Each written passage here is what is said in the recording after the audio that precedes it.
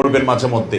নবী সাল্লাল্লাহু আলাইহি ওয়াসাল্লাম পড়তেন, আল্লাহুম্মা ইন্নী আউযু বিকা মিন ফিতনাতি মিন আযাবিল কবর, আল্লাহুম্মা ইন্নী আউযু বিকা মিন আযাবি জাহান্নাম ওয়া মিন আযাবিল কবর, ওয়া আউযু বিকা মিন ফিতনাতিল মাহইয়া ওয়াল মামাত, ওয়া আউযু বিকা মিন শাররি ফিতনাতিল মাসীহিদ দাজ্জাল। চারটা জিনিস থেকে নবী সাল্লাল্লাহু আলাইহি ওয়াসাল্লাম পানা চাইতেন।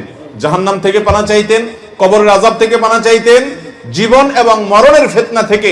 দুনিয়াতে যত রকমের ফিতনা আছে, এই যে মনের ভিতরে বাজে চিন্তা ঢুকাচ্ছে শয়তান, একটা ফিতনা, এই ফিতনা থেকে পানা চাইতেন।